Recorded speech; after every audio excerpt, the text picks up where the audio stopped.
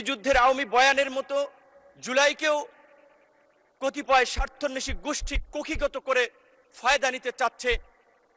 অন্তর্বর্তীকালীন সরকারের সময় নিয়েছে, আমরা তাদেরকে স্মরণ করে দিতে চাই, কোন কিংস পার্টি গঠনের জন্য এদেশের ছাত্র জনতা রাজপথে নেমে আসে নাই, জীবন দেয় নাই।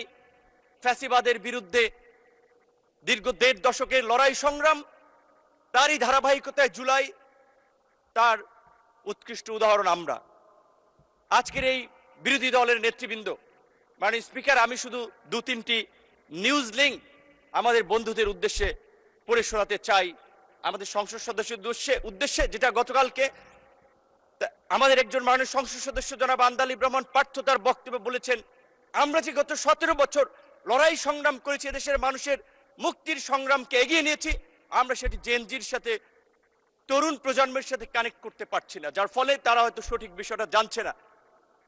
২০২০ সালে দীর্ঘ ২৮ বছর পর অনুষ্ঠিত ঢাকা বিশ্ববিদ্যালয়ের ডাকসু নির্বাচনের ভিপি নির্বাচিত হয়ে ওই ডাকসুর কক্ষে বসেই সাক্ষাৎকার বলেছিলাম, সরকারের পতন ছাড়া দেশের মানুষের মুক্তি নেই। ১৬ জুলাই ২০২০। মাননীয় স্পিকার, জুলাইয়ের ২৬শে জুলাই ২০২৪ বাংলা ট্রিবিউনের একটি নিউজ, সেখানে লেখা আছে, আন্দোলনকারীদের দাবি দেওয়া লিখে দিয়েছিলেন নূর। একই দিনের দৈনিক কালবেলার একটি নিউজ, আজকের আমাদের সংসদ বিরোধী দল চিফ হুইপের ছবি, মাঝখানে আমার ছবি, তার বাম পাশে সার্জিস আলমের ছবি দিয়ে বলা হয়েছে, দুই সমন্বয়কে নিয়ে সরকার পতনের আলোচনা, নূরের সরকার পতনের আলোচনা। বাংলা বিডি নিউজ 24.com ২৬শে জুলাই, সেতু ভবনের নাশকতা, নূর কারাগারে রিমান্ডে নির্যাতনের অভিযোগ, আন্দোলনকারীদের ৮ দফা কর্মসূচি নুরুল হক নূর লিখে দিয়েছিলেন বলে তথ্য রয়েছে ডিবি তদন্ত কর্মকর্তা।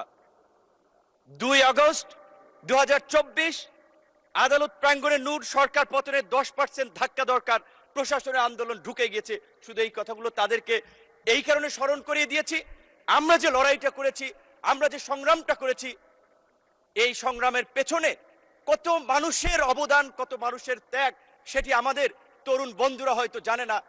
তারা হয়তো মনে করেছে ফুটবলের ৯০ মিনিটের খেলায় হয়তো চান্সে কেউ ৫ মিনিটে গোল দিয়ে দিয়েছে, তারা ভেবেছে আমরাই সেরা খেলোয়াড়, কিন্তু তারা খেলোয়াড় নয়। মাননীয় স্পিকার, এই জুলাইয়ের ১২ই জুন ২০২৪ আনুষ্ঠানিকভাবে যুগপৎ আন্দোলনের বৈঠকে বিএনপির গুলশান কার্যালয়ে আজকের বিএনপির মহাসচিব এবং একই সাথে স্থানীয় সরকার মন্ত্রী জনাব মির্জা ফখরুল ইসলাম আলমগীর, অর্থ পরিকল্পনা মন্ত্রী জনাব আমির খসরু মাহমুদ চৌধুরী সহ অন্যান্য আমাদের প্রতিনিধি দলে যারা ছিলেন, তাদের সাথে আলোচনায় বলেছিলাম, এই ছাত্র আন্দোলনের স্ফুলিঙ্গ বারুদের মতো জ্বলে উঠবে, এই ছাত্রদের পাশে থাকতে হবে, আপনারা ছাত্র দলকে সেইভাবে নির্দেশনা দিন।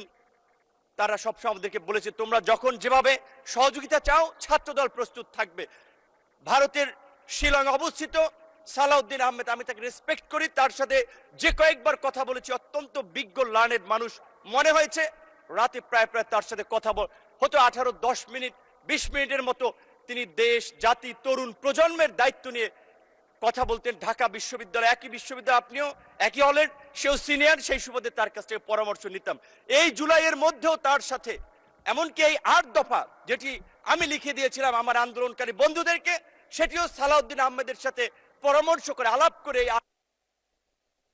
মাননীয় সদস্য, আসলে সময় তো শেষ হয়ে গেছে, তারপরে আপনি কোঠা আন্দোলনের অন্যতম পথিকৃত, ডাকসুর সাবেক ভিপি, সবকিছু বিবেচনায় নিয়ে আপনাকে আর ৩ মিনিট সময় দেয়া হলো।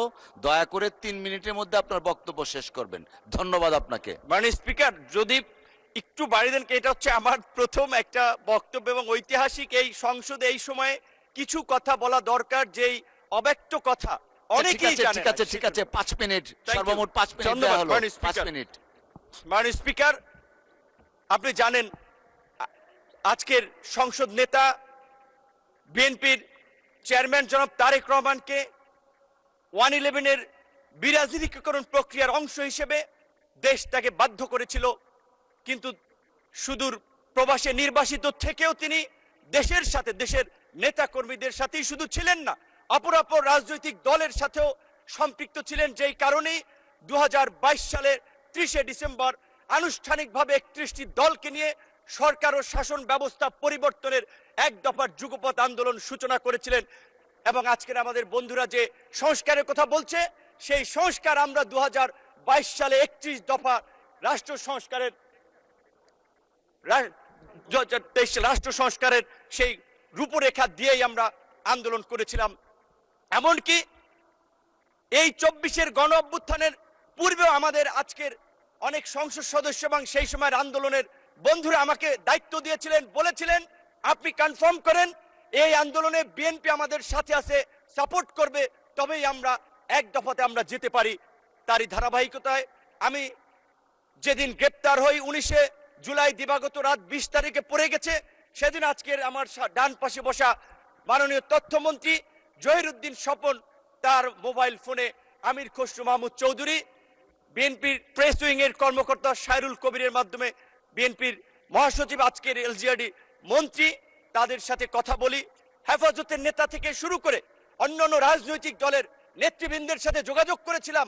কিন্তু আমি স্পষ্টভাবেই বলবো, আমি জামাত ইসলামের বিগত দিনের কন্ট্রিবিউশনকে অ্যাকনলেজ করি, কিন্তু আমার সাথে আনুষ্ঠানিকভাবে আন্দোলন সংগ্রামের বিষয়ে আমি এই যে ক্রাইসিস মোমেন্টে এত ছাত্র আন্দোলন লিড করেছি, জামাতের শিবিরের কারোর সাথে আমার কখনো আন্দোলন সংগ্রাম নিয়ে আলাপ আলোচনা নেই। তাদের পরামর্শ আমি কখনো আমার সাথে সুযোগ হয় নাই কিংবা গ্রহণ করি নাই। তাদের আন্দোলনকে আমি রেকগনাইজ করি, কিন্তু আমি শুধু এইটুকু বলছি যে আজকে যখন জুলাই নিয়ে কথা হয়, জুলাই নিয়ে বিকৃত তথ্য উপস্থাপন করা হয়, গতকালকে এবং তার আগের দিনও আমাদের একজন সংসদ সদস্য এবং এই সরকারের প্রতিমন্ত্রী জুনায়েদ সাকি বলেছিলেন যে জুলাই সনদে পরিষ্কারভাবে বলা ছিল যে এই বিষয়গুলোতে আমরা একমতে পৌঁছাতে পারছি না, রাজনৈতিক দলসমূহ সেগুলো জনগণের কাছে নিয়ে যাবে, জনগণ যার পক্ষে ম্যান্ডেট দিবে তারা তাদের মতো করে করবে।